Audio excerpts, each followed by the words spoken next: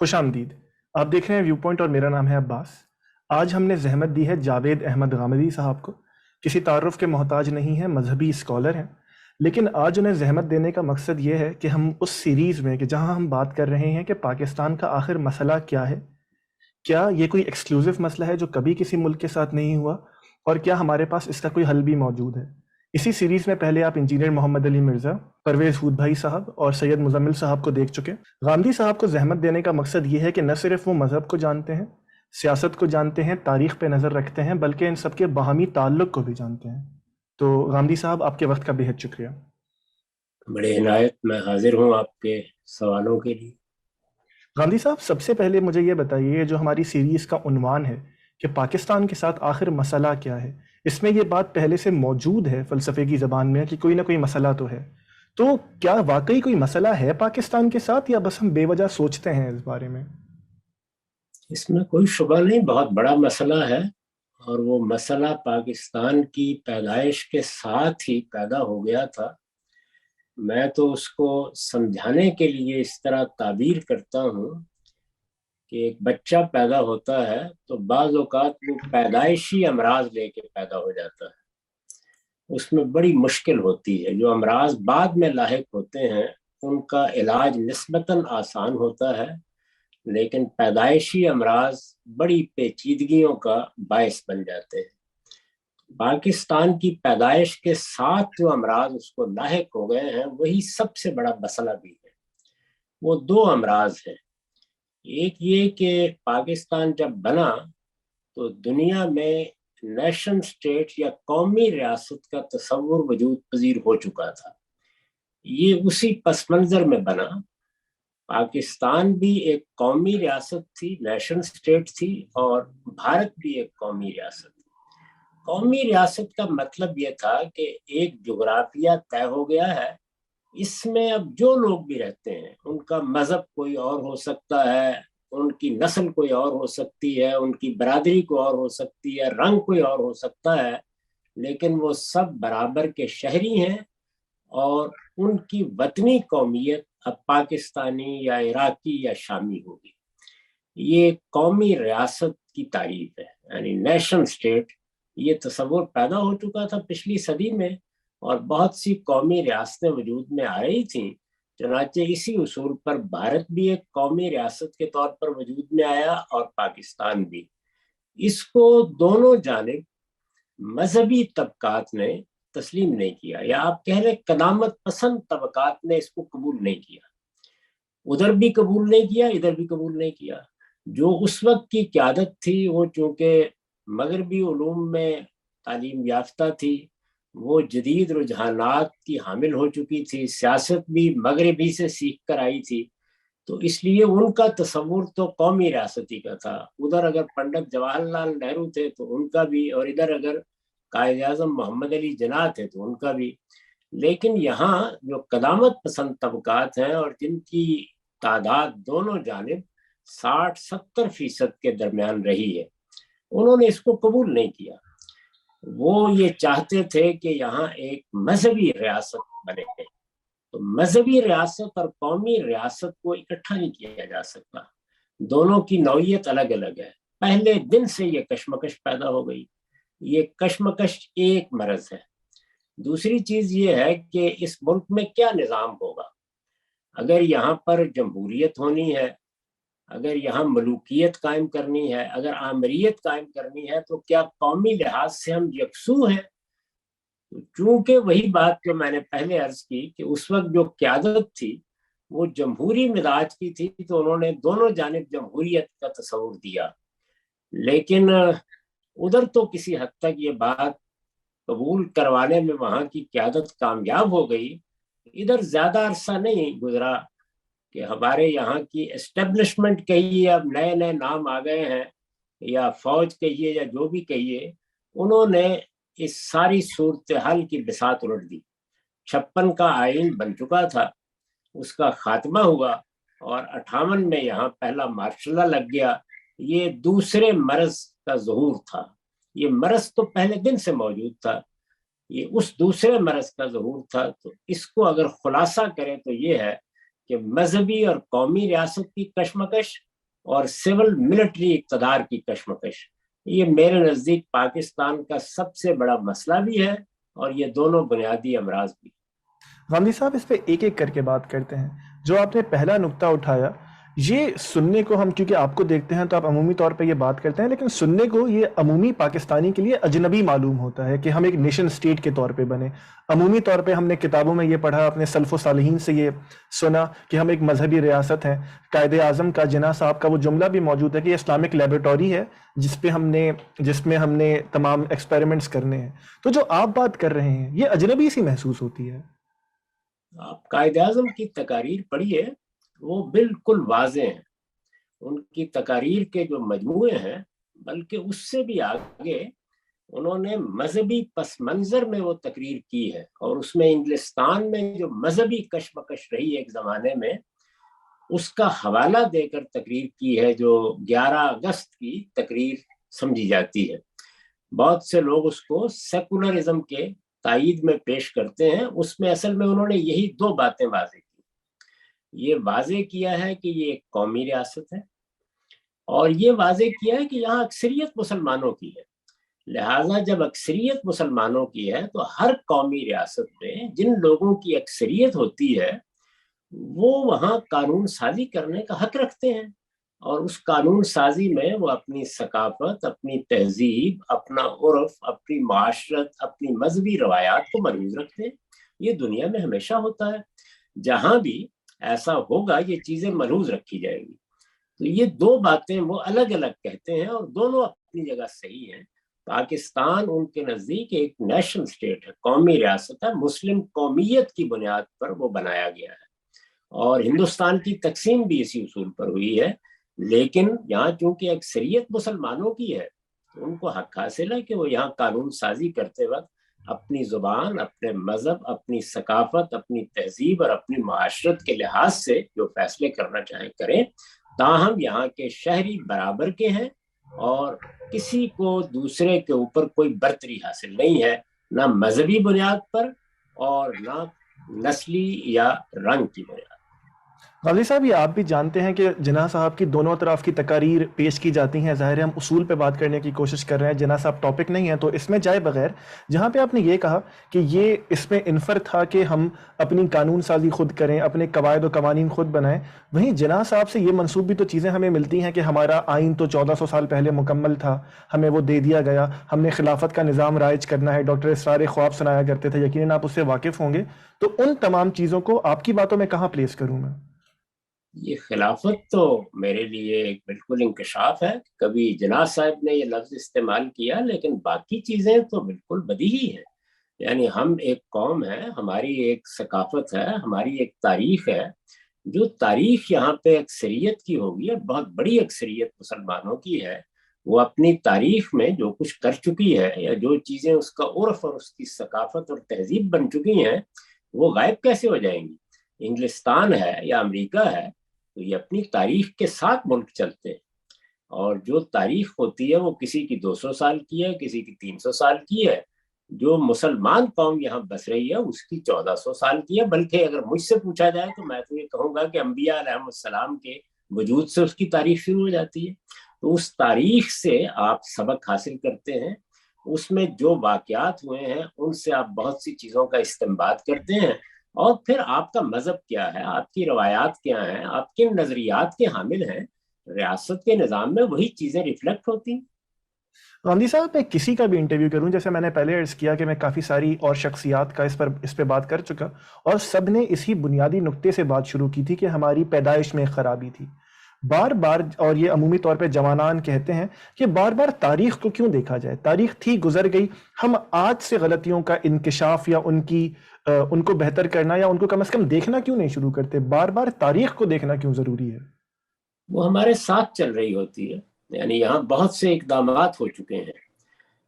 پاکستان میں 3 مرتبہ براہ راست فوج حکومت کر چکی ہے، یہاں سول ملٹری کشمکش اس وقت آپ کی روز کی خبروں کا موضوع ہے، آپ صبح سے شام تک یہی کچھ سن رہے ہیں، بلکہ اب تو اس میں کوئی حجاب بھی باقی نہیں رہ گئے، سب کچھ بے حجابانہ ہو رہا ہے، بے حجابی کا دور ہے جس سے ہم گزر رہے ہیں۔ اس میں اب کیسے اس کو نظر انداز کر دیں کہ یہاں فوج کے اقتدار کی ایک پوری تاریخ ہے.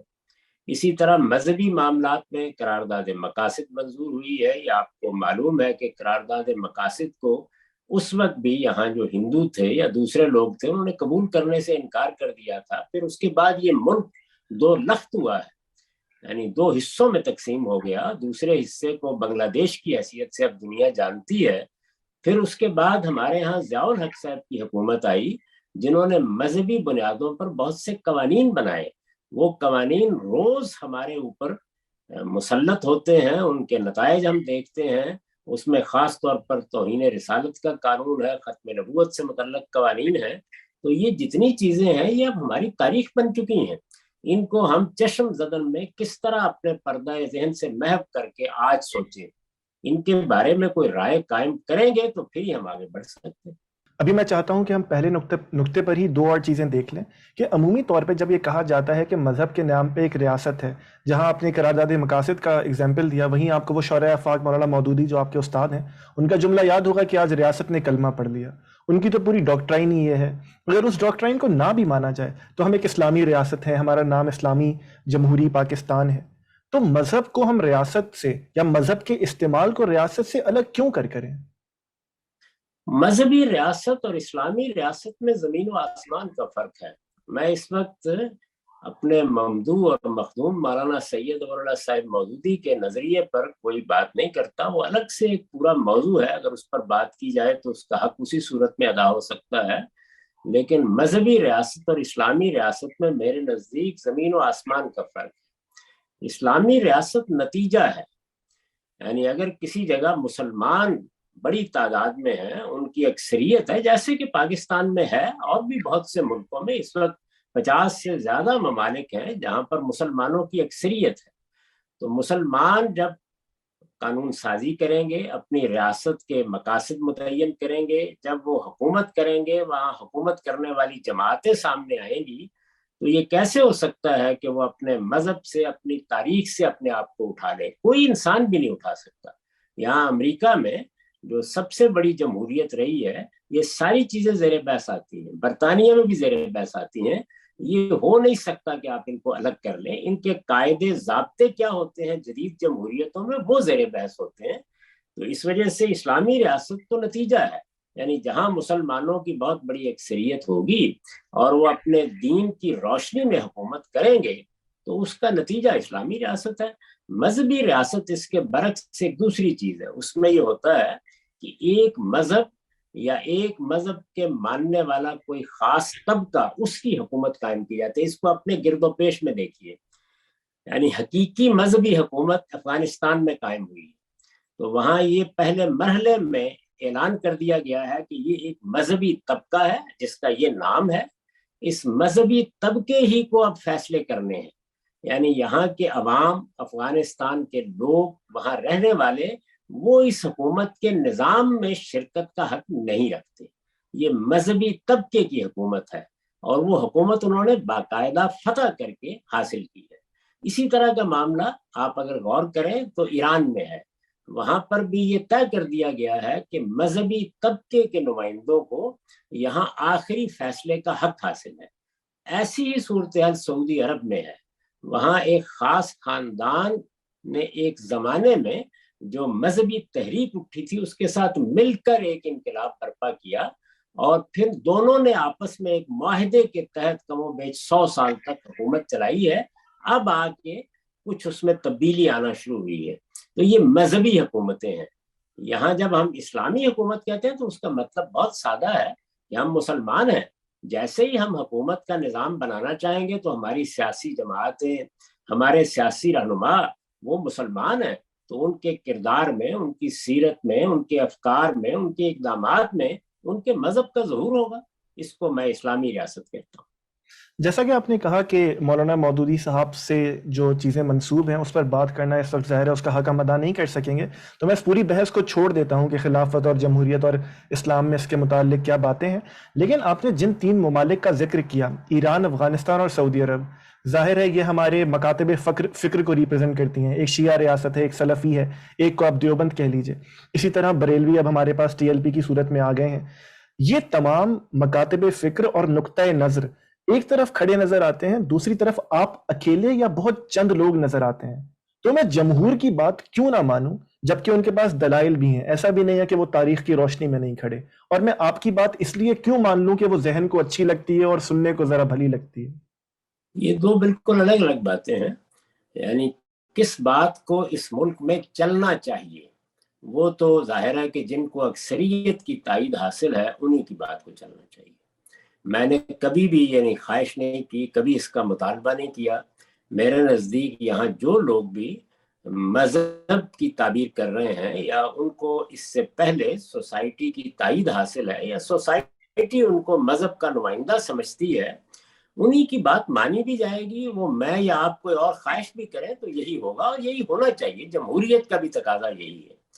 میں جو بات کرتا ہوں وہ صرف اتنی ہے کہ آپ ماننے کا جہاں تک تعلق ہے، ماننا نہ ماننا حق و باطل کا فیصلہ ہوتا ہے، وہ دلیل کی بنیاد پر کرنا چاہیے، اس میں افراد نہیں گنے جاتے۔ حق اور باطل کا فیصلہ ہمیشہ استدلال پر ہوتا ہے۔ تو استدلال کی بنیاد پر میں بات کہتا ہوں اور اپنے مخاطبین سے استدلال اور ریزننگ کی بنیاد پر یہ تقاضا کرتا ہوں کہ وہ میری بات مانیں۔ میں نے تو کبھی بھی یہ بات نہیں کہی کہ لوگ اس لیے میری بات مان لیں کہ ان کو اچھی لگ رہی ہے۔ میری بات مدلل ہے تو اس کو قبول کرنا چاہیے۔ جب بہت بڑے اکثریت میں لوگ اس کو قبول کر لیں گے تو وہ آپ سے آپ سوسائٹی میں ظہور پذیر ہو جائے گی۔ میں ابھی اس طرح کا کوئی مطالبہ نہیں کرتا، کوئی خواہش بھی نہیں رکھتا اس کو۔ غامدی صاحب، تو آپ کی دلیل میں، آپ کی باتوں میں اور آپ کے مدلل جتنی بھی آپ جتنی بھی تحریریں ہیں ان میں کیا غلطی رہ گئی ہے یا کیا کمی کجی ہے کہ میجورٹی کیا چھوڑیے، ایک 10% بھی شاید پاکستانی یا مسلمان اس پہ ایگری نہیں کرتے؟ یہ کسی چیز کے بارے میں لازمی نتیجہ نہیں ہوتا۔ یعنی کوئی کیوں نہیں مانتا؟ آخر دنیا میں اس وقت 7 ارب سے زیادہ انسان ہیں، ان میں سے کوئی 1.25 ارب لوگ ہیں جنہوں نے محمد الرسول اللہ کو مانا ہے یا قرآن کو مانا ہے۔ تو اس بنیاد پر تو کوئی فیصلہ نہیں کیا جا سکتا۔ تاہم میں ایک انسان ہوں، میں اپنے بارے میں یہ دعویٰ نہیں کرتا کہ میری بات غلطی سے پاک ہے۔ میں تو ایک طالب علم ہوں، اپنی بات دلیل سے کہہ رہا ہوں اور ہمیشہ اس بات کے لیے تیار رہتا ہوں کہ میری غلطی مجھے بتا دی جائے۔ میں تو اسی چیز کا داعی ہوں کہ ہم سفر جاری کریں۔ سفر جاری اس وقت ہوتا ہے جب اپنے اوپر بھی تنقید کی جائے، جب بار بار تنقیدی نظر سے چیزوں کو دیکھا جائے۔ تو میں تو خود بھی یہی کرتا ہوں اپنے افکار کے بارے میں اور ہر ایک آدمی کو یہی دعوت بھی دیتا ہوں۔ غامدی صاحب، سوال کا جواب رہ گیا۔ آپ کے خیال میں آپ کے افکار میں یا ترویج کے طریقے میں کوئی غلطی رہ گئی کہ میجورٹی اس کو سننے کو بھی شاید تیار نہیں ہے؟ میں نے اس کا جواب دیا ہے اور وہ یہ کہ یہ کوئی معیار نہیں ہے کسی ٹھیک ہے، چیز کے غلط یا صحیح ہونے کا فیصلہ کرنے کا۔ ٹھیک ہے۔ اس لیے مذہب میں کی نے جی گزارش کی ہے کہ دنیا کے اندر تو بہت سے افکار خیالات ہیں جن کو 2 آدمی بھی سننے والے نہیں ملے۔ پیغمبروں کے ساتھ اگر آپ دیکھیں تو کیا معاملہ ہوا ہے، وہ تو اپنی بیویوں کو بھی ساتھ لے کے نہیں نکل سکے۔ جب آخر میں اللہ نے عذاب کا فیصلہ کیا ہے تو میں نے صرف یہ عرض کیا کہ یہ کوئی معیار نہیں ہے، اس کی بنیاد پر غلطی ہے یہ سوال ہی نہیں پیدا ہوتا۔ غلطی اور صحت کا سوال استدلال کی بنیاد پر پیدا ہونا چاہیے۔ جاوید صاحب، مذہب کے متعلق آخری سوال، پھر ہم اسٹیبلشمنٹ اور سیاستدانوں کی طرف چلیں گے کہ ہم بار بار دیکھتے ہیں کہ ایک ہی کتاب ہے قرآن پاک جس سے الگ نتائج اخذ کیے جاتے ہیں، اور جیسے آپ خود بھی کہتے ہیں کہ مذہبی فکر ہے جس میں کمزوری ہے اور اس پر بات ہونی چاہیے۔ قرآن جب خدا نے اتنی آیات اتاری، کتنا بہتر ہو جاتا کہ وہ بہت کیٹیگوریکلی کہہ دیتا کہ میں اپنی امت سے یا اس دنیا سے یہ چاہتا ہوں، قانونی نظام کے حوالے سے اور حکومت کے نظام کے حوالے سے، تو مسئلہ ہی پیدا نہ ہوتا، ہمیں انٹرپریٹیشنز کی ضرورت ہی نہ پڑتی۔ کوئی ضرورت بھی نہیں ہے۔ قرآن مجید اپنے پیغام میں بالکل واضح ہے، اپنے احکام میں آخری درجے میں واضح ہے۔ اس نے جہاں احکام خاص طور پر بیان کیے ہیں وہاں تو کسی دوسری رائے کی گنجائش ہی نہیں رہتی، بہت واضح ہے۔ ہم اصل میں اس کے سامنے سرنڈر کرنے کے لیے تیار نہیں ہوتے، اپنے ذہن میں خارج کی چیزیں لے کے جاتے ہیں۔ کوئی روایت لے کے چلا جاتا ہے، کوئی حدیث لے کے چلا جاتا ہے، کوئی فلسفہ لے کے چلا جاتا ہے، کوئی دنیا کے افکار لے کے چلا جاتا ہے، کوئی سائنس لے کے چلا جاتا ہے۔ تو اپنے آپ کو ان تمام علائشوں سے پاک کر لیجئے، اس کے بعد قرآن مجید سے زیادہ براہ راست بات کرنے والی زمین پر کوئی کتاب ہی نہیں۔ آخری سوال، مجھے معاف کیجیے گا لیکن آپ کے جواب سے وہ سوال اٹھتا ہے، تو پھر باقی تمام لوگ، علماء ہوں، فقہا ہوں، ان سب کو یا غلطی لگی ہے یا تو یہ پاسبلٹی ہے، دوسری پاسبلٹی ہے کہ وہ بددیانت تھے، ان دونوں میں سے اگر آپ کیٹیگوریکلی جواب دے سکیں۔ ہماری جو تاریخ ہے بڑی روشن تاریخ ہے، اس میں بڑے جلیل القدر اہل علم پیدا ہوئے ہیں اور انہوں نے اپنی طرف سے بڑی دیانتداری کے ساتھ دین کو سمجھا ہے، بڑی ان کی غیر معمولی خدمات ہیں، اس میں تو کوئی دو رائے نہیں ہو سکتی، لیکن وہ انسان تھے، ان کا کام بحیثیت مجموعی اتنا غیر معمولی ہے کہ ہم آدمی کے کندھوں پر کھڑے ہو کر بات کر رہے ہیں۔ کسی ایک فن اور علم کو بھی اگر مجھے موقع ہو تو میں بتاؤں آپ کو کہ اس میں کتنے بڑے لوگ ہم نے پیدا کیے ہیں اور وہ روشنی کا منار ہے۔ یہ صورتحال یوں نہیں ہے، اصل چیز یہ ہے کہ اس معاملے کو جاری رہنا چاہیے، یہ ریویو کا عمل، تنقید کا عمل، کرٹیسزم کا عمل جاری رہنا چاہیے۔ یہ کچھ پچھلے 200-300-400 سال سے ہمارے یہاں بہت کمزور ہو گیا ہے، اس کا نتیجہ ہے جو ہم دیکھ رہے ہیں۔ انسانی کام ہمیشہ اس کا تقاضا کرتا ہے کہ وہ ریویو سے گزرے گا، ریکنسٹرکشن سے گزرے گا، ریفارمیشن سے گزرے گا، اس کو ایک لمحے کے لیے بھی آپ اس طرح نہیں چھوڑ سکتے۔ تو جب کسی قوم میں یہ رجحان پیدا ہو جائے کہ وہ اپنے افکار پہ تنقید نہیں کرے گی، تو وہ اگر سائنس ہے تو آئنسٹائن اور نیوٹن جیسے لوگوں کے افکار کی خدمت سے بھی محروم ہو جائے گی۔ غامدی صاحب، دوسرا نقطہ جو آپ نے اٹھایا تھا کہ سیاستدان یا سیاسی طبقہ اور جو ہماری افواج ہیں، اسٹیبلشمنٹ ہے، آپ نے خود کہا کہ انہیں جو بھی نام دے لیجیے، اب تو طرح طرح کے نام آتے ہیں، ان کی رفت اور حق حکمرانی کس کا ہے، یہ بنیادی مسئلہ ہے۔ اس کو میں پھر بنیاد سے لینا چاہوں گا کہ یہ وہی فوج ہے کہ جو انڈیا کے پاس بھی آئی اور ہمارے پاس بھی آئی، ان کے پاس ان کا کردار بالکل مختلف نظر آتا ہے اور ہمارے پاس لگتا ہی نہیں ہے کہ وہی سیم فوج ہے۔ تو کیا کیمیائی غلطی ہوئی یا کیا کیمیائی فرق ہے دونوں میں؟ کوئی فرق نہیں ہے، وہ بھی یہاں کی فوج تھی، اصل میں انگریزوں ہی نے اس کی بنیاد رکھی تھی، اور یہ بھی اس میں ظاہر ہے کہ مسلمانوں کی تعداد زیادہ ہے، اس میں ہندوؤں کی تعداد زیادہ ہے، اور وہ لازمی نتیجہ ہے اس بات کا کہ دونوں ریاستیں اصلاً اسی بنیاد پر بنائی گئی تھی۔ تو یہ ٹھیک ہے کہ فوج اگرچہ ایک ہی تھی لیکن اپنے ذہنی فکری پس منظر کے لحاظ سے، کیونکہ وہاں دوسرے لوگوں کی اکثریت اور یہاں ایک الگ قومیت کی اکثریت ہے، تو فرق واقع ہوا، لیکن میرے نزدیک جو چیز بنیادی طور پر فرق پیدا کرنے کا ذریعہ بنی ہے وہ وہاں کی قیادت اور وہاں کی سیاسی جماعت ہے۔ کانگریس مسلم لیگ سے بہت پہلے ایک سیاسی جماعت کے طور پر منظم ہو چکی تھی، اس کی ساری جدوجہد سیاست کی جدوجہد تھی، اس میں بڑے اعلیٰ درجے کے کارکن تھے، اس میں نیچے کے طبقات سے لوگ اٹھ کر آئے تھے اور ان کی قیادت اس سے پیدا ہوئی تھی۔ پھر یہ کہ جو قیادت پیدا ہوئی اس قیادت کو موقع ملا، ابوالکلام آزاد جیسے شخص کو وزارت تعلیم پر کافی عرصہ گزارنے کا موقع ملا، وہ کہیں 58 میں دنیا سے رخصت ہوئے ہیں، پنڈت جواہر لال نہرو تو اس کے بہت بعد رخصت ہوئے، تو ایک لمبے عرصے تک وہاں پر جو قیادت پیدا ہوئی تھی انگریزوں کے زمانے میں اس کو موقع ملا۔ یہاں یہ صورتحال نہیں ہوئی، قائد اعظم بڑی جلدی دنیا سے چلے گئے اور پھر بعد میں لیاقت علی خان کو بھی رخصت کر دیا گیا، تو یہ ایک بڑا حادثہ ہو گیا ہمارے ساتھ۔ اس کے بعد ظاہر ہے کہ پھر اس درجے کی قیادت نہیں رہی، مسلم لیگ اپنے وجود کے لحاظ سے کانگریس سے مختلف نوعیت کی جماعت تھی، تو ایک بنیادی فرق تو اس چیز نے پیدا کیا۔ اور پھر اس کے ساتھ دوسری چیز یہ ہے کہ وہ ایک ملک تھا جو پہلے سے موجود تھا، ہم ایک ملک تھے جو وجود میں آیا تھا، تو یہاں ایک نیریٹو بنانا ممکن ہو گیا، اور وہ نیریٹو پہلے بھی تھا، آج بھی ہے، اس بیانیے پر یہ ملک چل رہا ہے کہ یہ قائم نہیں رہ سکتا اگر یہاں پر ایک بڑی غیر معمولی فوج، بڑے ہتھیار، یہ چیزیں موجود نہ ہوں۔ چنانچہ سارا رخ ایک بڑی فوج، بڑے ہتھیار، یہاں تک کہ ایٹم بموں کی طرف ہو گیا، تو یہ ویلفیئر اسٹیٹ کی طرف بڑھ نہیں سکی اپنے اس بیانیے کی وجہ سے۔ اس کی فوج اور اس کی فوجی تنصیبات اور اس کے فوجی اخراجات وہ اس کی معیشت کے ساتھ ہم آہنگ نہیں رہے، تو یہ عوامل ہیں جن کی وجہ سے بہت بڑا فرق واقع ہو۔ حمدی صاحب، اس کو اگر ہم دوبارہ اس طرح اینالائز کریں کہ ایوب خان صاحب ہیں کہ جہاں سے ہمیں فوج کا پہلی بار کردار نظر آتا ہے، چلیے آپ ان کے مارشل لاء کو نہ بھی لیں، تو جب وہ پہلے ہمارے ڈیفنس منسٹر بن گئے تھے، اس سے پہلے تو سیاستدان، بیوروکریسی اور عوام ہی تھی، تو تمام ہی ملبہ صرف اسٹیبلشمنٹ پہ بنیادی طور پہ ڈال دینا، یہ بددیانتی یا ہماری غلطی نہیں ہے؟ نہیں، وہی ذمہ دار ہے. کیا ہوا تھا؟ یعنی اگر آپ بتا سکیں مجھے کہ سن 56 تک کیا ایسا حادثہ ہو گیا تھا. یہاں بیوروکریسی کے ہاتھ میں اقتدار آ گیا، سیاسی جماعت کے ہاتھ میں تو اقتدار رہا ہی نہیں. اسکندر مرزا صاحب نے کون سی سیاسی جدوجہد کی تھی؟ چودھری محمد علی صاحب نے کون سی سیاسی جدوجہد کی تھی؟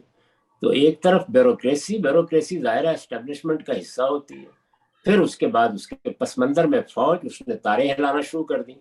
تو اس وجہ سے یہاں جو سوسائٹی کا مجموعی نظام ہے وہ بہت جلد ہاتھ سے نکل گیا، اور وہ بڑے لوگ جو اس کو کنٹرول کر سکتے تھے وہ دو ہی تھے اصلاً، قائد اعظم تھے اور لیاقت علی خان تھے. دونوں رخصت ہو گئے، ایک رخصت ہو گیا دوسرے کو کر دیا گیا.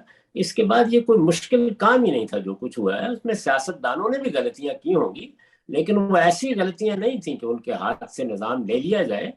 آج کے سیاستدان جو بعد میں فوج نے خود اپنی نرسری میں پیدا کیے ہیں، ان سے آپ تقابل کر کے دیکھیں. اس وقت کے سیاستدان غیر معمولی طور پر بڑے لوگ ہیں، بہت دیانتدار، اپنے ملک کے ساتھ محبت کرنے والے، بہت اچھا ویژن رکھنے والے سیاستدان ہیں.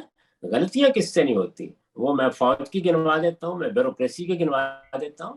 تو اس کا مطلب یہ ہوتا ہے ہماری عدلیہ، یہ حقیقت ہے کہ اپنی تاریخ کے لحاظ سے ایک آبرو باختہ عدلیہ ہے. تو اب اس کو ہم اٹھائیں گے اور اٹھا کر یہ کہیں گے کل سے مارشل لا عدالتیں قائم کر دی جائیں. غلطیاں ہوتی ہیں ہر جگہ، لیکن ایسی غلطیاں نہیں تھی سیاستدانوں کی کہ جس میں آپ ایک دوسرا نظام لے آئیں. اور بلکہ کوئی نظام آنے ہی نہیں دیا آپ نے. میرے نزدیک تو اگر پاکستان میں جمہوریت کے بجائے ملوکیت آ جاتی، اگر چین کی طرح کی منظم آمریت آ جاتی، تو پھر بھی ہم اس حال کو نہ پہنچتے. غامدی صاحب، پھر اس میں دوبارہ دو سوال کھڑے ہوتے ہیں، میں چاہتا ہوں کہ آپ اس پہ کیٹیگوریکلی بتائیں کہ جب فوج نے حق کے حکمرانی اپنا دوسروں کا تسلیم نہیں کیا اور خود حکومت کرنے کی کوشش کی، تو اس کی بھی صرف دو ہی باتیں نکلتی ہیں. یا تو وہ واقعی کنسرنڈ ہیں، جس طرح بھی ہمارا ملک چل رہا تھا، جیسے آپ نے کہا غلطیاں کچھ ہو رہی تھی، گو کہ وہ زیادہ نہیں تھی جیسے آپ نے کہا. یا تو یہ نتیجہ نکلتا ہے، یا نتیجہ یہ نکلتا ہے کہ وہ اقتدار کی ہوس کے بھوکے ہیں. میں کسی کی نیت پر کبھی شبہ نہیں کرتا. میرے خیال میں نیت سب کی اچھی ہوتی ہے، سیاستدان ہوں، فوجی ہوں. نیت کا حال پروردگار جانتا ہے، اور وہ راز بھی قیامت ہی میں کھلے گا. میں تو قول و فعل کو دیکھوں گا.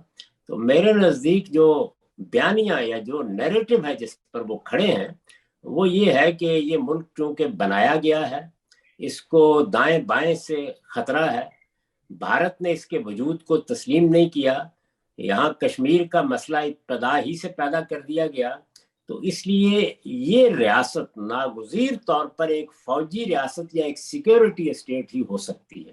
یہ ان کا میرے خیال میں بیانیہ ہے. میں اس کو غلط بیانیہ سمجھتا ہوں، لیکن وہ اس بیانیے کے اسیر ہیں، اور اسی بیانیے کے نتائج ہیں جو ہمیں مختلف صورتوں میں نظر آتے ہیں. پھر اس کے بعد جب وہ دیکھتے ہیں کہ وہ ایک منظم ادارہ ہے، ان کے ہاں بڑی تربیت سے لوگ گزرتے ہیں، پھر ان کے کچھ اپنے خیالات و افکار بھی پیدا ہونا شروع ہو جاتے ہیں، تو وہ سمجھتے ہیں کہ وہ ملک کو زیادہ بہتر طریقے سے چلا سکتے ہیں. یہ تو صرف بیرونی دباؤ ہے جس کی وجہ سے انہیں یہ طریقہ اختیار کرنا پڑا ہے کہ وہ کچھ سیاستدانوں کو آگے رکھ کے حکومت کریں. اصل میں تو میرے نزدیک سن 56 کے بعد سے وہی حکومت کر رہے ہیں. اب سیاست دانوں کی بات کرتے ہیں. آپ ذوالفقار علی بھٹو صاحب کو دیکھیے، جب ہمارا ملک ٹوٹا اس کے بعد آئے، ان کا کردار بھی جس طرح کے وہ فیشسٹ ٹینڈنسیز تھی ان کی، جس طرح انہوں نے تنقید برداشت نہیں کی، جس طرح آخر میں ایک وقت کے بعد اقتدار کے لیے ہمارا ملک بھی ٹوٹ گیا، تو وہاں پہ ہم سیاست دانوں کو جو شاید ہمارے پاس جمہوریت کے والد سمجھے جاتے ہیں، جمہوریت کے بانی ملک میں سمجھے جاتے ہیں، ان کا کردار بھی تو اس طرح کا نہیں تھا کہ انہیں ہم ایک اچھا اگزامپل کہہ سکیں. ان میں سے کوئی آدمی سیاسی طریقے سے پیدا ہی نہیں ہوا. جمہوریت میں سیاستدان ایسے نہیں پیدا ہوتے، وہاں پر بہت نیچے سے سیاستدان اٹھتے ہیں. وہ عام طور پر جو آپ کے ہاں کے بلدیاتی انتخابات کہیں یا مقامی حکومتیں ہیں، وہاں سے کردار ادا کرنا شروع کرتے ہیں. پھر وہ صوبوں کی سطح کے اوپر اپنی ذمہ داریاں پوری کرتے ہیں. ایک لمبا سیاسی عرصہ گزارنے کے بعد یہ معلوم ہوتا ہے کہ اب انہیں ذرا بڑی ذمہ داری سنبھالنی ہے. یہ سب سیاستدان جن کے آپ نام لیتے ہیں، بھٹو صاحب بہت اچھے کیلیبر کے سیاستدان تھے، بہت پڑھے لکھے تھے، ان کے افکار خیالات میں بھی بہت سی جدت کی چیزیں تھیں، یعنی بڑی خوبیاں رکھتے تھے، ذہانت بھی تھی ان کے اندر، لیکن بہرحال وہ اسی طریقے سے پیدا کیے گئے تھے۔ اور جو سیاستدان آپ کے علم میں ہے کہ وہ تو مارشل ایڈمنسٹریٹر کے طور پر آئے تھے پہلے، اس کے بعد آہستہ آہستہ انہوں نے آئین دیا، ان کے بہت سے کارنامے بھی ہیں اور ان کا اعتراف کرنا چاہیے، لیکن اس طرح کے سیاستدان کوئی بڑا غیر معمولی کارنامہ آسانی سے انجام نہیں دے سکتے۔ غازی صاحب، اس کے بعد ہم بھٹو صاحب کے بعد جمپ کرتے ہیں ضیاء الحق صاحب کے مارشل لاء کے بعد، کیونکہ سویلینز آ گئے تھے۔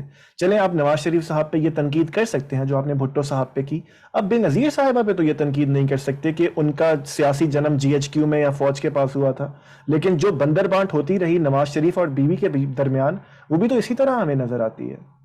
اس وقت اس طرح کی کوئی بڑی طاقت جس کے ہاتھ میں بندوق ہے وہ پیچھے سے کردار ادا کرے تو آپ کے رویے نارمل نہیں رہتے، یعنی سیاستدانوں کو نارمل ماحول چاہیے ہوتا ہے کام کرنے کے لیے۔ جو سیاستدان ان لوگوں نے اپنی آغوش میں پیدا کیے ہیں یا اپنی نرسری میں ان کو پودوں کی طرح اگایا ہے، وہ بھی بہت بہتر ہو جاتے، اور ان کی جماعتیں بھی آہستہ آہستہ یہاں اچھی سیاسی جماعتوں کی صورت اختیار کر لیتی، لیکن نہیں کر سکی۔ اس کی بڑی وجہ یہ ہے کہ ان کو در حقیقت اپنے بقا کی جدوجہد میں ڈال دیا جاتا ہے۔ ذرا دیکھیں بے نظیر کو کتنا عرصہ باہر رہنا پڑا، ذرا یہ دیکھیے کہ کس طرح جلاوطنی سے سیاستدان گزرتے ہیں، کس طرح جیلوں میں جاتے ہیں، یعنی یہ ساری داستان جتنی ہے وہ کیا ہے؟ انہیں معلوم ہوتا ہے کہ یہاں ہمیں نہ پورا اقتدار ملے گا، نہ پورے فیصلے کرنے کے لیے مواقع ملیں گے۔ بے نظیر کا دور دیکھ لیں آپ، اس کے بعد نواز شریف کا دور دیکھ لیں، بعض چیزوں کے بارے میں جب سیاستدانوں نے قدم رکھا ہے تو اس کے بعد ان کے لیے جینا ناممکن بنا دیا گیا ہے۔ افغانستان میں کیا ہونا ہے، امریکہ کے ساتھ تعلقات کی کیا صورت ہوگی، کشمیر کے معاملے میں کیا رائے قائم کرنی ہے، ہندوستان کے ساتھ معاملات کیسے کرنے ہیں، ہم نے علاقائی طاقتوں کے معاملے میں کیا کردار ادا کرنا ہے، یہ وہ چیزیں ہیں کہ جو پہلے مرحلے میں سیاستدان خیال کرتے ہیں کہ چلیے اگر فوج ہی کر رہی ہے، اسٹیبلشمنٹ ہی کر رہی ہے تو ہم اپنے دائرے میں کچھ نہ کچھ کر لیں گے، لیکن جس وقت وہ اوپر جاتے ہیں تو انہیں یہ محسوس ہوتا ہے کہ ان چیزوں کے بارے میں کوئی رائے قائم کیے بغیر تو یہاں کی معیشت بھی نہیں چلائی جا سکتی، یہاں پر سڑکیں بھی نہیں بنائی جا سکتی، یہاں پر حکومت کے نظام میں استحکام ہی نہیں پیدا کیا جا سکتا۔ تو یہ بات یاد رکھیے کہ سب سے بڑی ضرورت یہ ہوتی ہے کہ امن قائم ہو ریاست میں، اور دوسری یہ کہ اس میں پولیٹیکل سٹیبلٹی ہو، سیاسی استحکام ہو۔ یہ دونوں چیزیں ہیں جن کو غارت کر کے رکھ دیا گیا ہے۔ افغانستان میں جو پالیسی ہم نے اختیار کی، اور ہم نے کشمیر میں جو کچھ کیا، اور بلوچستان میں جو کچھ کیا اور کر رہے ہیں، آپ جانتے ہیں اس کا نتیجہ کیا نکلا؟ 35-40 سال تک ہم نے اپنے گلی محلوں میں لوگوں کو مرتے، اپنے بچوں کو مرتے، اپنی عورتوں کو مرتے دیکھا ہے۔ یہ سب کیا ہوا ہے؟ یہ سب کچھ تو یہ امن تھا، یعنی اتنی بدامنی میں ہم جیتے رہے ہیں، اس کی داد دینی چاہیے ہمیں۔ غامدی صاحب، اگر ہم پچھلے 5 سے 6 سال چھوڑ دیں، میں پھر سے وہیں سے سلسلہ جوڑوں گا جہاں میرا سوال ٹوٹا تھا، کہ ہم بی بی صاحبہ کے کردار کو دیکھیں یا نواز شریف صاحب کے کردار کو دیکھیں، پھر مشرف صاحب کے ساتھ جو نواز شریف نے معاہدہ کیا اس کو دیکھیں، پھر زرداری صاحب کی حکومت اور نواز شریف صاحب کی حکومت کو دیکھیں، تو اگر آپ یہ کہتے ہیں کہ انہیں یہ احساس ہوا کہ ہم تبدیلی نہیں لا سکتے، تو پھر اس گناہ بے لذت کا فائدہ کیا؟ گالیاں بھی کھائیں، تنقید بھی برداشت کی، کوئی کام بھی نہیں کر سکے، اور اس کے بعد کبھی کھل کر سامنے بھی نہیں ہے۔ جی ہاں، ظاہر ہے کہ وہ انہی لوگوں کے پیدا کیے ہوئے سیاستدان تھے۔ شروع میں تو بالکل طفلانہ طریقے کے اقدامات کرتے رہے، آہستہ آہستہ شعور بہتر ہونا شروع ہوا، سیاسی شعور بھی بہتر ہوا، سماجی شعور بھی بہتر ہوا۔ آپ دیکھیں، میں ایک ایک شخص کا تجزیہ کر کے آپ کو بتا سکتا ہوں کہ اس کے افکار خیالات میں تبدیلیاں آئیں، اس کے سوچنے کے انداز میں تبدیلیاں آئیں، لیکن جس وقت وہ تبدیلیاں آتی ہیں تو اب آپ اندازہ کریں نا کہ ایک شخص وزارت عظمیٰ کے منصب پر ہے اور اسے یک بیک احساس ہوتا ہے کہ وہ کچھ بھی نہیں کر سکتا، اور اگر وہ ایک قدم بھی اٹھائے گا تو اسے 10 لوگوں کو راضی رکھنا ہے، اور ایک بہت بڑی قوت ہے جو اصل میں اقتدار پہ کھڑی ہے، بڑے فیصلے اس کی مرضی کے خلاف کیے ہی نہیں جا سکتے۔ یہ جو کچھ ہم نے پچھلے 4-5 سال میں دیکھا ہے، یہ تو ایک غیر معمولی تمثیل ہے۔ میرا احساس تو یہ ہے کہ کسی اچھے لکھنے والے کو اسے تمثیل میں ڈھال دینا چاہیے، دنیا اس سے عبرت حاصل کرے گی کہ اس طرح کے کام کرنے کا آخر نتیجہ کیا نکلا کرتا ہے. یہ آپ دیکھ رہے ہیں اس وقت ہمارے ہاں گلیوں اور بازاروں میں بچے، یہ ایک چھوٹا سا بچہ ہے جس کی تصویر بار بار دکھائی جا رہی ہے اور میرے لیے سخت تکلیف دہ ہے. یہ کس جرم میں؟ جرم یہ ہے کہ پھر اس نے گالی دے دی، یہ نتیجہ نکلتا ہے. تو سوچنا چاہیے ان لوگوں کو جو اس ملک کی تقدیر سے کھیلتے رہے ہیں کہ وہ یہاں کسی ایک نظام کا فیصلہ ہونے دیں. میں تو آج بھی یہ کہتا ہوں کہ کھلے طریقے سے بیٹھ جائیں، سیاستدان بھی بیٹھیں، وہ بھی بیٹھیں اور فیصلہ کر لیں. بہرحال کوئی اس طرح کا نظام نہیں چل سکتا کہ جس میں آگے کوئی اور ہو اور پیچھے کوئی اور ہو. ایک ہم نظام ہوگا. ملوکیت قائم کرنی ہے تو بالکل قائم کیجئے، لیکن اس طرح جیسے امارات میں ہے، سعودی عرب میں ہے، وہ قائم ہو جائے گی تو آپ دیکھیں وہ ملک ترقی کر رہے ہیں، ترقی کر گئے ہیں. آمریت قائم کرنی ہے تو منظم ادارتی آمریت قائم کریں جیسے کہ چین میں ان کا حامی نہیں ہوں کسی چیز کا، میں صرف یہ عرض کر رہا ہوں کہ اس کا کچھ نتیجہ نکلے گا. اور جمہوریت قائم کرنی ہے تو پھر جس طرح جمہوریت دنیا میں ہے اسی ماڈل کو سامنے رکھ کے قائم کریں. اس میں فوج کا سیاست میں کوئی اقتدار نہیں ہوتا. غامدی صاحب، اس وقت کیونکہ آپ نے اس کا تذکرہ بھی کیا، اس وقت ہمارے ملک میں ایگزیکٹلی ہو کیا رہا ہے؟ میرے نزدیک وہی میوزیکل چیئرز ہیں، وہ چل رہی ہیں. اسی طرح سے یہ معاملات ہوتے ہیں، کبھی پیچھے ہٹ گئے، کبھی آگے آ گئے، کبھی یہ کہا کہ ہم غیر جانبدار ہو گئے ہیں، پھر غیر جانبداری سے جانبداری برآمد ہوتی ہے، جانبداری سے غیر جانبداری برآمد ہوتی ہے. ایک تماشا ہے جس سے ہم گزر رہے ہیں. اس کا کوئی اس کے سوا حل نہیں ہے کہ اپنی غلطیوں کا اعتراف کیا جائے، اپنے بلکہ جرائم کا اعتراف کیا جائے اور آگے بڑھ کر اس ملک کی تقدیر کے بارے میں یہ فیصلہ کیا جائے کہ یہاں حکومت کس کو کرنی ہے. وہی بات جہاں سے یہ گفتگو شروع ہوئی تھی، دونوں چیزوں کا واضح فیصلہ کرنے کی ضرورت ہے. ہم قومی ریاست ہیں یا مذہبی ریاست ہیں، اور ہمارا نظام کیا ہوگا؟ جمہوریت، ملوکیت، آمریت. یہ جو کچھ اس وقت چل رہا ہے یہ سرے سے کوئی نظام ہی نہیں ہے. اس کے نتیجے میں تو میں آپ سے کیا عرض کروں، ہر وقت اس کا اندیشہ رہتا ہے کہ شاید ہم اپنا قومی وجود کھو بیٹھیں. غامدی صاحب، ہم کوشش کریں گے کہ سیاستدانوں پر بات کر کے، عوام پہ بات کر کے اسے کلوز کریں. سلیم صافی صاحب، آپ جانتے ہیں پاکستان کے ایک بڑے صحافی ہیں، آپ کے ساتھ پی ٹی وی پہ پروگرام بھی کیا کرتے تھے. وہ عمومی طور پہ یہ تذکرہ کرتے ہیں کہ جب پی ٹی آئی تشکیل دی جا رہی تھی، خان صاحب کی جماعت، تو وہ آپ کے گھر پہ بھی آیا کرتے تھے، آپ بھی اس مشاورت میں شامل تھے، اور آپ اس پورے آئیڈیا سے سیاسی جماعت بنا لی جائے بس سے ایگری نہیں کرتے. یہ ان کی یہ بات ہے. اس کے متعلق آپ کیا کہیں گے؟ ایسا کوئی معاملہ تھا؟ اور اوورآل اگر آپ اس کی ہمیں داستان سنا سکیں. میرے کچھ اخلاقی اصول ہیں، وہ چیزیں جو میرے گھر میں ہوتی ہیں میں کبھی ان کو پبلک کا موضوع نہیں بناتا. تو اس وجہ سے اس میں تو میں بہت معذرت خواہ ہوں. لوگ اس اعتماد کے ساتھ میرے پاس آتے ہیں کہ جو کچھ وہاں ہو رہا ہے، جو بات کی جا رہی ہے، جن چیزوں پر کوئی مشورہ کیا جا رہا ہے، وہ سب ایک امانت کے طور پر موجود رہے گا. تو اس میں کوئی تبصرہ نہیں کروں گا، اصولی باتیں عرض کر دیتا ہوں. اور وہ یہ ہے کہ جب بھی کوئی آدمی میرے پاس آئے گا تو میں ظاہر ہے کہ سب سے پہلے یہ دیکھوں گا کہ وہ کس چیز پہ مشورہ مانگ رہا ہے. تو اگر کوئی آدمی مجھ سے کہتا ہے کہ میں سیاست میں آنا چاہتا ہوں، یا میں سیاست کرنا چاہتا ہوں، یا میں سیاسی جماعت بنانا چاہتا ہوں، تو میں سب سے پہلے اس کی شخصیت کا جائزہ لے کے دیانتداری سے اس کو مشورہ دوں گا کہ اس کو سیاسی کام کرنا چاہیے یا نہیں کرنا چاہیے. یہ میں ہر آدمی جو میرے پاس آیا ہے اس کو میں نے اسی طرح سے مشورہ دیا ہے، اس لیے کہ میری اپنی کوئی دلچسپی اس سے نہیں ہے. میں تو جو کچھ بھی تھوڑی بہت بصیرت رکھتا ہوں اس کی بنیاد کے اوپر دیانتداری سے مشورہ دے دوں گا.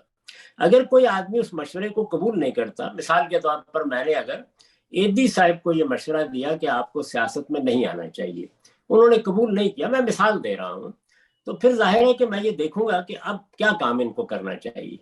تو اگر کوئی آدمی اس کے بعد، یہ ضروری تو نہیں کہ میرا مشورہ وہ مان لے، وہ یہ کہتا ہے کہ نہیں مجھے سیاست ہی کرنی ہے، تو میں پھر کوشش کروں گا کہ سیاست کے بارے میں جو میری آراء ہے یا میرے خیال میں جو اس قوم میں سیاسی شعور پیدا ہونا چاہیے یا سیاسی جماعتیں جن اصولوں پر بننی چاہیے، میں کوشش کروں گا کہ اس کے معاملے میں اپنی آراء اس کے سامنے رکھ دوں.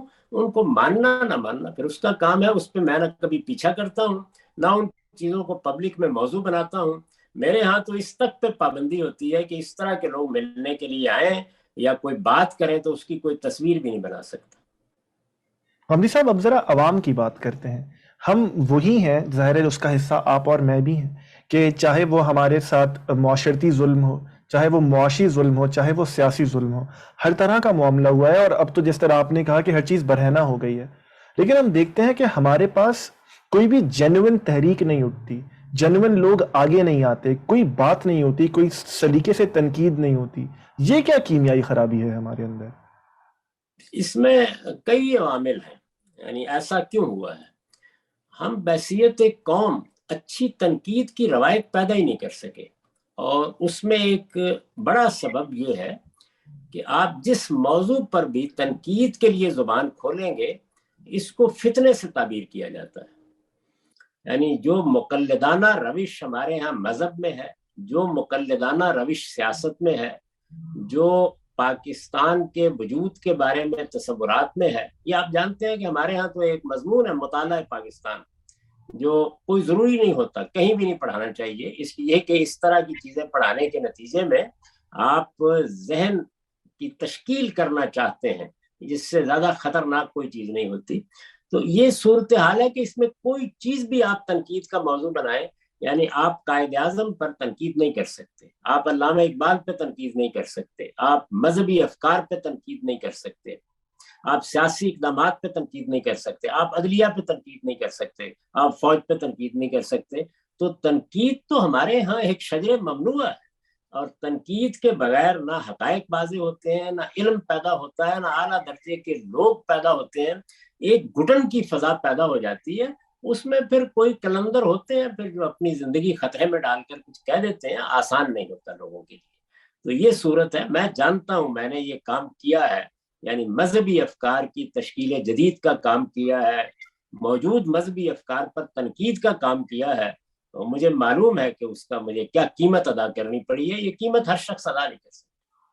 حمدی صاحب، ساتھ ہی یہ بھی بتائیے، گو کہ اس میں مختصراً آپ کے جواب میں وہ موجود ہے، لیکن میں چاہتا ہوں آپ کیٹیگوریکلی اس پہ بات کیجئے کہ ایک کہ ہمارے رویوں میں جمہوریت بھی نہیں ہے، ہم صرف جمہوریت کو یہ سمجھتے ہیں کہ الیکشن ہو جائے، حکومت آ جائے. اس پر بھی کلام کیجئے. ساتھ ہی اس پر بھی کلام کیجئے کہ آپ نے ریسنٹلی دیکھا ہوگا کہ ہمارے پاس مذہبی انتہا پسندی بھی بے تحاشا عوام میں بڑھ رہی ہے. یہاں تک کہ کراچی میں ایک واقعہ ہوا، ایک کیو آر کوڈ میں ظاہر الگ طریقے کے کیریکٹرز ہوتے ہیں، اس میں کسی کیریکٹر میں رسول خدا کا نام دکھ رہا تھا، اور اس بیس پہ ایک پورا مال جلا دیا گیا. اگر آپ ان دونوں پہ کلام کریں، جمہوریت ہمارے رویوں میں کیوں نہیں ہے، اور یہ مذہبی انتہا پسندی کیوں بڑھ رہی ہے؟ ہم مسلمان قوم ہیں، اور ہمارا جتنا مذہبی فکر ہے وہ جمہوریت کو قبول ہی نہیں کرتا.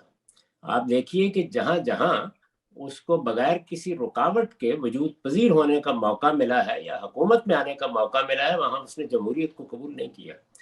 تو اسی وجہ سے میں ہمیشہ یہ کہتا ہوں کہ آپ کوئی چیز خارج سے نہیں لا سکتے. آپ کو پہلے اس بیانیے کو درست کرنا ہوتا ہے جس پر کسی قوم کے ذہن، فکر اور نفسیات کی تشکیل ہوئی ہے. جمہوریت ہمارے ہاں مانی نہیں جاتی.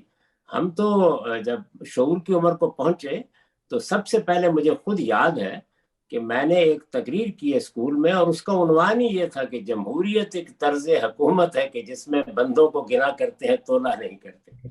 تو ہم یہیں سے اپنی زندگی کی شروع کرتے ہیں. ہر شخص کو خلافت ہونی چاہیے، اور خلافت کیا چیز ہوتی ہے، اور وہ ایک الگ چیز ہے. اور جمہوریت میں تو قرآن میں لکھا ہوا ہے کہ اکثریت ہمیشہ گمراہ ہوتی ہے. تو یہ مذہبی تصورات ہیں، میں اس وقت کوئی تبصرہ نہیں کر رہا ان پر. اس سے ہماری ذہنی تشکیل ہوتی ہے. جمہوریت کو ہم نے طون و کرہن قبول کیا ہوا ہے. ورنہ مجھے یہ بتائیے کہ اگر افغانستان میں طالبان 20 سال تک جنگ کرتے ہیں کہ ہم اپنی حکومت قائم کرنا چاہتے ہیں، تو ہمارے ہاں سے کیا مذہبی لحاظ سے، کیا ہماری افواج سے، کیا ہمارے سیاستدانوں سے زوردار آواز اٹھی کہ آپ کو کوئی حق نہیں ہے افغانستان کے عوام کی رائے کے خلاف حکومت قائم کرنے کی؟ کبھی یہ آواز اٹھی؟ سنی آپ نے؟ جی نہیں اٹھی. ہم نے تو تائید کی ان کی دبے لفظوں میں. آپ اس سے اندازہ کر لیجئے. اور اس کے بعد کیا اس وقت ہمارا مذہبی طبقہ ان کو کہہ رہا ہے، یہاں کے دانشور ان کو کہہ رہے ہیں کہ آپ نے غلط کام کیا ہے؟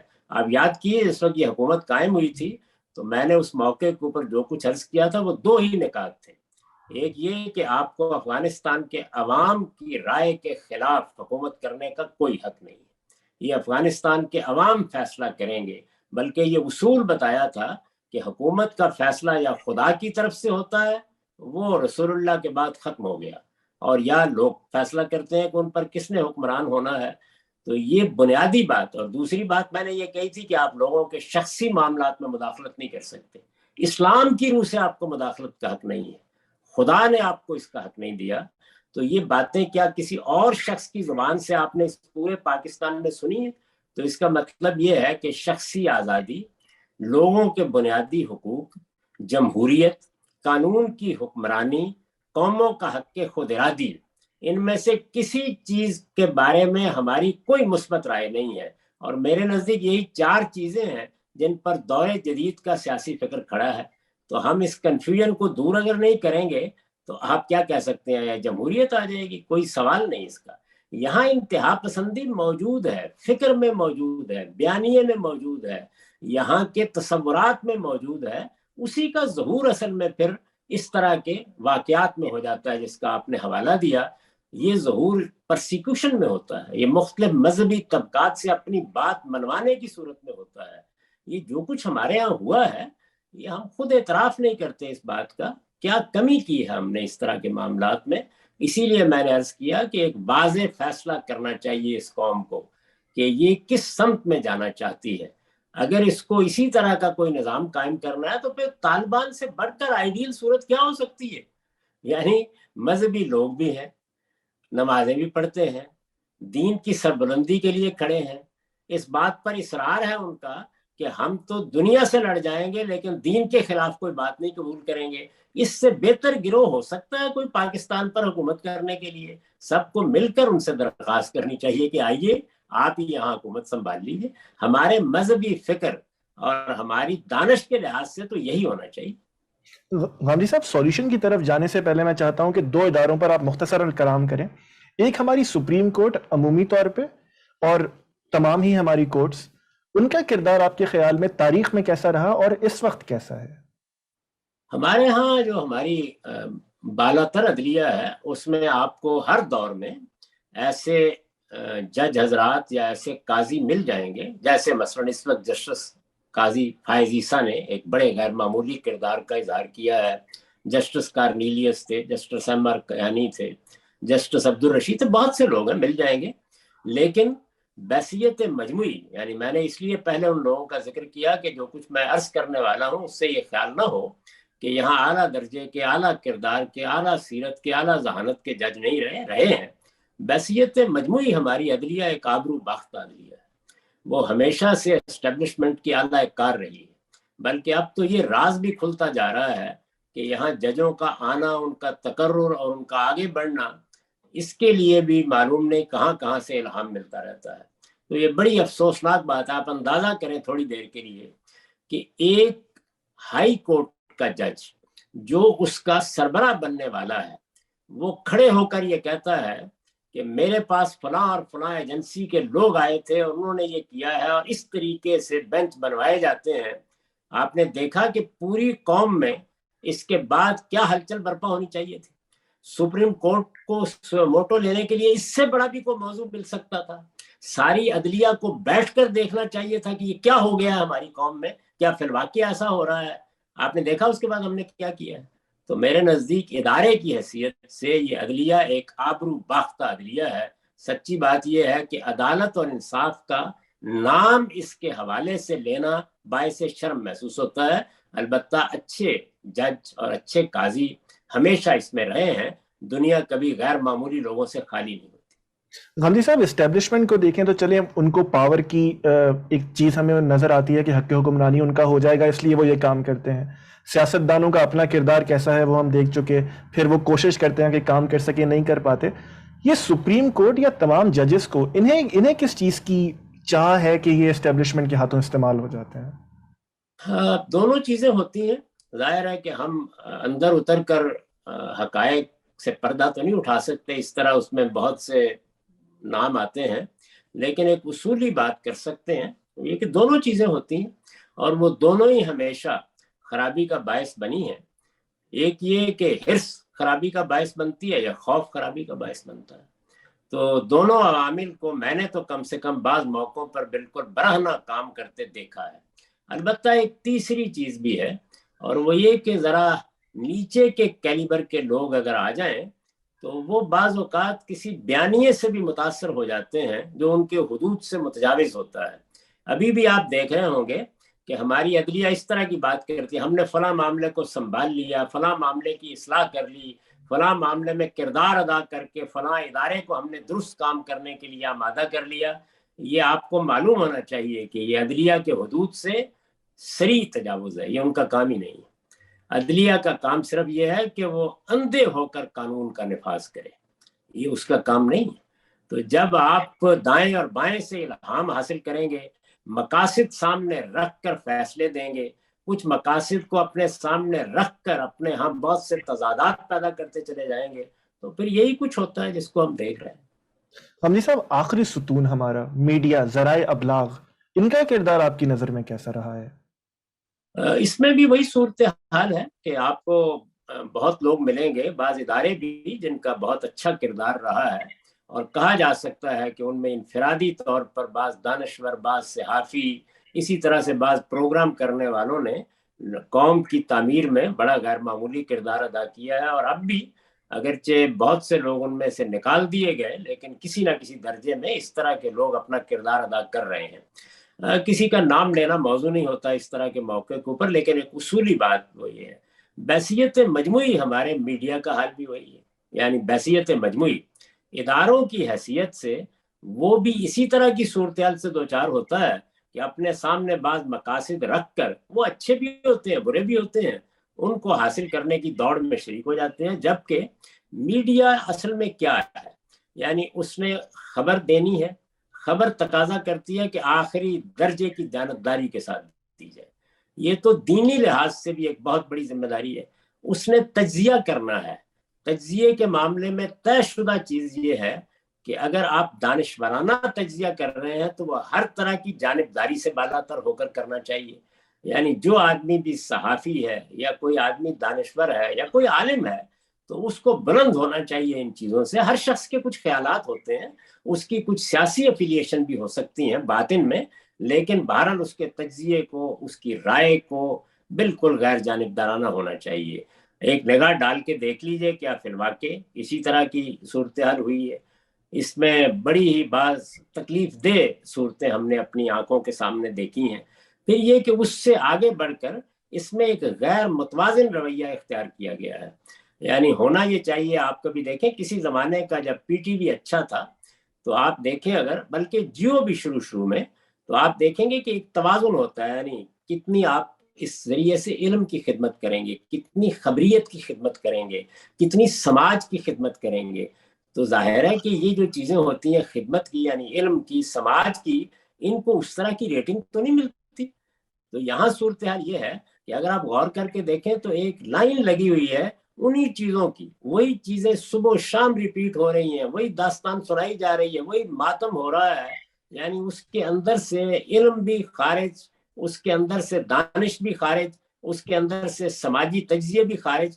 تو اس میں غیر متوازن رویے ہیں جنہوں نے ہمارے میڈیا کی تشکیل کی ہے۔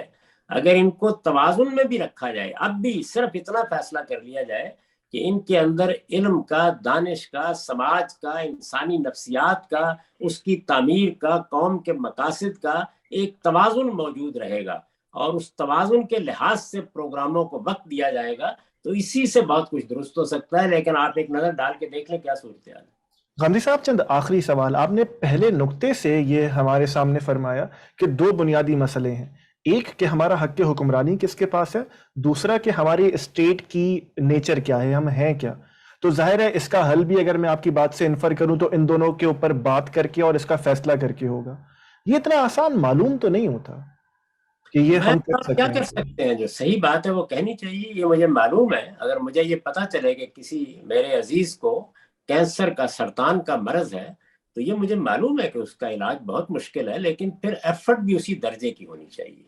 تو اس لیے میں اگر یہ بات کر رہا ہوں یا آپ یہ بات کر رہے ہیں تو اس امید پر کر رہے ہیں کہ لوگوں کو شعور ہوگا اور وہ مل بیٹھیں گے اور ان تمام چیزوں کا تجزیہ کریں گے اور اس معاملے میں ایک واضح موقف اپنائیں گے۔ ہمارا عمومی سیاسی رویہ یہ ہے کہ کسی نہ کسی طریقے سے آپ کوئی مصالحت کا راستہ نکال کے بس آگے چلتے چلے جائیں۔ تو ہم چیزوں کے اوپر، وہ ایک بڑی اچھی تعبیر اختیار کی تھی مولانا سید ظفر اللہ صاحب مودودی نے ایک موقع پر کہ ہمارے ہاں تعفن سے بھرا ہوا مین ہول ہوتا ہے، ہم اس کے اوپر ایک تھان لا کے ململ کا ڈال دیتے ہیں اور پھر خوش ہوتے رہتے ہیں کہ یہاں تو نہ کوئی غلاظت ہے نہ تعفن ہے، دیکھ نہیں رہے آپ کیا خوبصورتی ہے ہمارے ہاں۔ تو یہ رویے ہم اختیار کرتے ہیں، جبکہ اس ململ کے تھان کو اٹھا کے ایک طرف رکھیے، تعفن ہے تو آئیے مل کے اس کو صاف کریں اور ایک ایک چیز کا سامنا کریں کہ کیا چیزیں ہیں۔ اور میں آپ سے عرض کروں کہ یہ اس وقت موضوع نہیں ہے، یہ کل 5-7 بڑے مسئلے ہیں جن کے بارے میں اگر ہم قومی اتفاق رائے پیدا کرنے میں کامیاب ہو جائیں تو پھر اس کے بعد ہم قومی حیثیت سے اپنے اندر بڑی غیر معمولی قوت رکھتے ہیں۔ آپ امید ہی امید دیکھیں گے اور ایسے معلوم ہوگا کہ جیسے ہر طرف سے سورج نکلا ہے۔ غامدی صاحب یہ کریں گے کیسے؟ ہم بے شک ان پوائنٹس پہ بات نہیں کرتے، لیکن ان سب پر قومی اتفاق رائے ہوگا کیسے؟ ہم تو شاید کسی ایک پالیسی پر بھی متفق نہیں ہوتے۔ جی اسی لیے کہ ہمارے ہاں ایسے لوگ نہیں ہیں جو آگے بڑھ کر کوئی کردار ادا کر سکے۔ مجھے یاد پڑتا ہے کہ ایک زمانے میں مولانا ظفر احمد صاحب انصاری ہوتے تھے اور میں نے دیکھا ان کو کہ بڑے نازک موقعوں پر وہ یہ کردار ادا کرتے تھے۔ نواب نصر اللہ خان صاحب میں بھی یہ صلاحیت موجود تھی۔ میرا احساس یہ ہے کہ اس طرح کے لوگ ہونے چاہیے جو یہ کردار ادا کریں، وہ لوگوں سے ملیں، ان کو توجہ دلائیں، اور جو کچھ بھی ہمارے ہاں جیسا کچھ بھی ہے، بہرحال انسان اپنی فطرت کے لحاظ سے اچھے ہی ہوتے ہیں، ان کی نیت جو کچھ بھی ہے وہ اللہ کے ہاں واضح ہو جائے گی، لیکن ان کے سامنے یہ بات رکھنی چاہیے کہ قوم کے بنیادی مسئلوں میں ایک واضح بیانیہ اختیار کیے بغیر آپ وقتی طور پر کچھ تدبیریں کر سکتے ہیں، آپ قوم کو راستہ نہیں دکھا سکتے۔ اور جب تک ہم اس طرح کے بڑے لوگ پیدا نہیں کرتے تب تک ایک عام شخص، میرے جیسا شخص کیا کرے؟ آپ وہی جو کر رہے ہیں، جو آپ کی ہمت ہے، جو آپ کی استطاعت ہے، جو آپ چراغ جلا سکتے ہیں، وہ اگرچہ ایک ٹمٹماتا ہوا دیا ہو، اس سے کبھی بھی، میں تو بالکل ایک طالب علم ہوں، میری کوئی حیثیت نہیں ہے، مجھے تو 2 آدمی بھی نہیں جانتے تھے، میں یہ جانتا تھا کہ میرا کوئی پس منظر نہیں ہے، میں ایک ذمہ دار گھرانے میں پیدا ہوا تھا، اس لیے جو کچھ میں کر رہا ہوں کون سنے گا، لیکن بہرحال جو کچھ میں کر سکتا تھا وہ میں نے پوری کوشش کی ہے کہ کروں، آج بھی کر رہا ہوں۔ میرے خیال میں جب بڑے لوگ یہ کام کرنے کے لیے تیار نہ ہوں تو ہم جیسے چھوٹے چھوٹے طالب علموں کو اپنی ذمہ داری ادا کرنی چاہیے۔ غامدی صاحب اس بابت آخری سوال، ڈیفالٹ فائنینشیل ہمارے سر پہ کھڑا ہے، انتہا پسندی اتنی ہے کہ ہم شاید اب بات سننے کو تیار نہیں ہیں، جیسے میں نے پہلے آپ کو کراچی کے صدر کا ایگزامپل دیا۔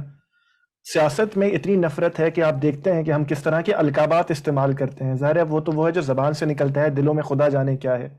ہمارے پاس اتنا وقت ہے کہ ہم آپ اور تمام لوگ تعلیم کی کوشش کریں، ہر چیز تو ہمارے تباہی تو ہمارے سر پہ کھڑی ہے۔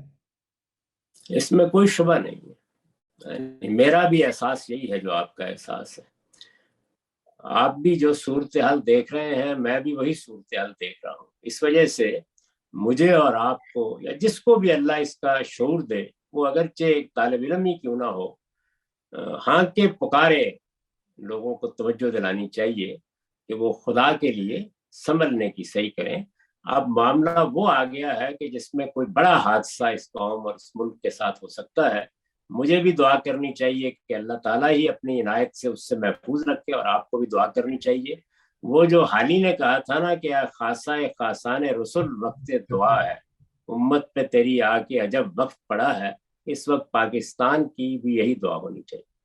غامدی صاحب میری طرف سے آخری سوال، کیونکہ ہم جتنی بھی فروحی باتیں کریں، ہم فلسفیانہ باتیں کریں، اصل تان آگے ٹوٹتی ہے کہ جو بھی پاور میں ہوگا وہ کوئی چینج لا سکے گا ہمارے ملک میں۔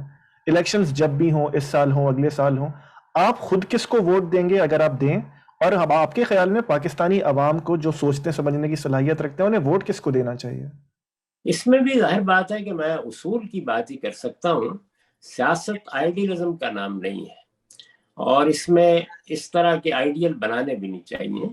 جب بھی انتخابات ہوں آپ چند چیزیں دیکھیں، اور وہ چند چیزیں جس کے ہاں زیادہ پائی جائیں، یعنی یہ تو ہو ہی نہیں سکتا کہ کوئی پیغمبر کھڑے ہوں گے یا کوئی ابو بکر و عمر جیسے لوگ کھڑے ہوں گے، یہی سیاستدان ہوں گے جو ہمارے سامنے ہیں۔ 2 دن میں کوئی نئی قوت وجود میں نہیں آ جائے گی۔ تو جب یہ سامنے آئے تو دیکھنا چاہیے کہ پہلے تو وہ 4 چیزیں جو میں نے عرض کیا ہے، یعنی قانون کی حکمرانی، بنیادی حقوق، جمہوریت اور قوموں کا حق خود ارادی، یہ میرے نزدیک 4 ارکان ہیں جدید سیاست اور جدید ریاست کے. ان کے بارے میں کس کا ریکارڈ بہتر ہے، پہلی بات یہ دیکھنی چاہیے. پھر یہ کہ ان میں سیرت اور کردار کے لحاظ سے کون لوگ نسبتاً اچھے ہیں، اور جو جماعت بھی اپنی کوئی ٹیم سامنے لا رہی ہے بحیثیت مجموعی وہ ٹیم کیسی ہے. اور یہ دیکھنا چاہیے کہ کیا کسی کے پاس کوئی پروگرام بھی ہے یا محض نعرے، محض باتیں، محض دشنام، محض سب و شتم ہی ہے. تو یہ چیزیں ہیں جن کو دیکھنا چاہیے کہ کس کے ہاں زیادہ ہیں، اور پھر تقابل میں جس کے بارے میں اطمینان ہو جائے اس کو ووٹ دے دینا چاہیے. ہم نے اب تک پورے موقع پر کوشش کی، میرے پاس آپ کے لیے اور سوال نہیں ہے کیونکہ ہم وقت مکمل کر چکے، کہ ہم اصول پر بات کر سکیں، کیونکہ جیسے آپ خود کہتے ہیں کہ معاملہ اگر اس کے اسٹیبلشمنٹ سے ہی خراب ہے، بنیاد سے خراب ہے، تو اس پر بات کر کے ہی معاملہ حل ہوگا. میں چاہتا ہوں کہ آپ اس پہ آخری کلام کیجئے کہ اس پورے مسئلے میں کہ پاکستان کے ساتھ مسئلہ کیا ہے، ہم کس طرف جا رہے ہیں، کیا واقعی ہمارے پاس جو حل پیش کیا جاتا ہے اس کا وقت بھی موجود ہے، اور ہمارے لیے فیوچر کیا ہو سکتا ہے. اس پہ اگر آپ چند آخری کلمات کہنا چاہیں تو ہم اسے کلوز کرتے ہیں.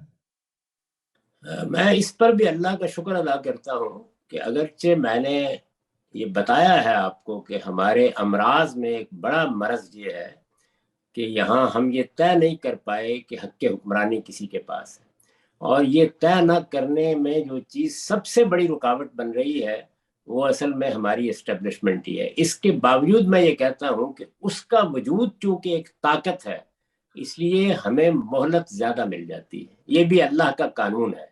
اس وقت بھی یہ مہلت ہمارے پاس ہے کہ اگر آج بھی ہم سوچنے کے لیے تیار ہوں، سمجھنے کے لیے تیار ہوں، بات کرنے کے لیے تیار ہوں، اور بنیادی مسائل پر.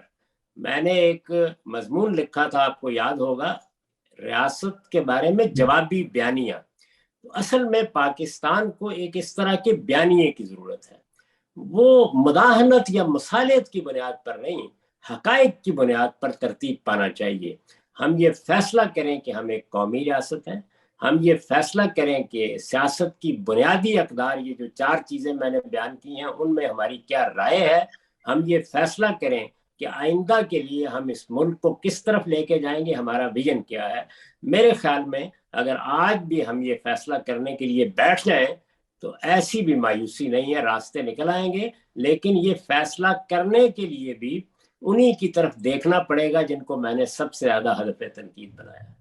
غامدی صاحب، ایک اور اجازت مجھے آپ سے چاہیے، اور یہ آن ریکارڈ ہی میں آپ سے مانگ رہا ہوں کہ کیا یہ ممکن ہے، میں کبھی اس طرح نہیں کرتا کہ میں انٹرویو کے بعد اپنی کوئی رائے پیش کروں، اس لیے آپ نے دیکھا کہ میرے سوالوں میں بھی میری رائے نہیں ہوتی. میں آخر میں اگر کچھ آپ سے کہنا چاہوں، اگر آپ کی اجازت ہو تو. جی ضرور، بے تکلف فرمائیے. غامدی صاحب، یہ ایک طالب علم کا 50واں انٹرویو تھا. ظاہر ایک بہت چھوٹا سا مائل سٹون ہے جو میں نے اپنی طرف سے اچیو کیا، اور حسن بھائی سے تقریباً میں 1 مہینے سے کہہ رہا تھا کہ حسن بھائی، میری خواہش ہے، اور یہ ایک طالب علم کی خواہش ہے، ایک محبت کرنے والے کی خواہش ہے کہ یہ چھوٹا سا مائل سٹون میں آپ کے ساتھ اچیو کروں. تو جہاں میں ان کا بے تحاشا شکریہ ادا کرتا ہوں، میں آپ کا بھی شکریہ ادا کرتا ہوں. اور مجھے یہ کہنے کی اجازت دیجیے کہ جس پاکستان میں نے شعور کی آنکھ کھولی تو یہ وہ پاکستان ہے کہ جب مارشل لاء تھا، جب شیعہ سنی فسادات چل رہے تھے. MQM میں کراچی سے ہوں، ہم نے کیا نہیں دیکھا. مذہبی منافرت اپنی جنگ اپنے عروج پہ تھی. ہم نے یہ تک سنا کہ طالبان بس یہ ویری کراس کر کے آ گئے ہیں. وہاں پہ یہ کہنے میں مجھے کوئی آر نہیں ہے، اور یہاں میں سننے والوں کو بتانا چاہوں گا کہ اب میں نے صحافت کا لبادہ اتار دیا ہے، اور میں ایک طالب علم کی حیثیت سے صرف کہہ رہا ہوں کہ مجھے یہ کہنے میں کوئی آر نہیں ہے کہ چیزوں کو دیکھتے کیسے ہیں، اصل پہ تنقید کیسے کرتے ہیں. تنقید اصل میں ہو بھی سکتی ہے. یہ کس طرح میں نے سیکھا، کم از کم یہ میں نے آپ سے سیکھا. لوگ تو اب آپ سے شاید واقف ہوئے ہیں یوٹیوب اور اس کے ایڈونٹ کے بعد. ہم جیسے طالب علم نہ صرف آپ سے بے تحاشا محبت کرتے ہیں، عقیدت رکھتے ہیں، عزت رکھتے ہیں، اور محبت کے جذبات کبھی اتنے جوش مارتے ہیں کہ ہم غلف کی حد تک چلے جائیں. لیکن یہ بھی ہم نے آپ کی یاد دہانیوں میں ہم نے یہ اپنے ذہن میں رکھا ہے کہ چاہے محبت ہو چاہے نفرت ہو، اس میں غلوف نہیں کرنا چاہیے. اور میں صرف اپنے خدا سے دعا کر سکتا ہوں، اور یہ میں اس لیے یہ لبرٹی لے رہا ہوں کہ 50واں انٹرویو ہے تو میں ذرا اپنے تاثرات کا اظہار کر سکوں کہ خدا آپ کو صحت دے. جیسے آپ کا غالباً ایک ہارٹ کا ٹریٹمنٹ ہوا تھا تو آپ نے خود فرمایا تھا کہ سب نے چلے جانا ہے، اس دائرہ فانی سے آپ بھی چلے جائیں گے، میں بھی چلا جاؤں گا. جو آپ نے ہمارے لیے راہ رکھ دی ہے، چاہے ہم آپ سے اس پہ اختلاف بھی کریں، کیونکہ جب آپ خود سب سے اختلاف کرتے ہیں تو اور آپ خود کہتے ہیں کہ آپ سے اختلاف ہم کیوں نہیں کر سکتے، لیکن جو راہیں آپ نے ہمارے لیے بنا دی ہیں، میرے پاس الفاظ نہیں ہے کہ میں آپ کا شکریہ ادا کروں، اور میں صرف خدا تعالیٰ سے ان کا جو بھی حق اور جو بھی ان کی بہترین اجر آپ کو مل سکتا ہے، میں صرف اس کے لیے دعا کر سکتا ہوں۔ اور میں بس یہ کہہ سکتا ہوں کہ آپ یقیناً میں جانتا ہوں کہ آپ صوفیانہ مذاہب میں اور اس طرح کا معاملہ نہیں رکھتے، لیکن یقیناً آپ خدا کے مقرب ہیں، تو ممکن ہو اور آپ کرتے بھی ہوں گے کہ ہمارے لیے دعا کیجئے۔ یہ اگین جیسے میں نے کہا کہ صحافت کا لبادہ میں نے اتار دیا، دل روتا ہے کہ جس طرف ہم آ گئے ہیں، اور اب یہ محسوس ہوتا ہے کہ شاید زیادہ وقت نہیں ہے ہمارے پاس اگر ہم یہی کرتے رہے تو میں بس آپ کا شکریہ ادا کرنا چاہوں گا، ایک طالب علم کی، ایک برخوردار کی، ایک بہت چھوٹے محبت کرنے والے کی صرف عقیدت قبول کیجئے۔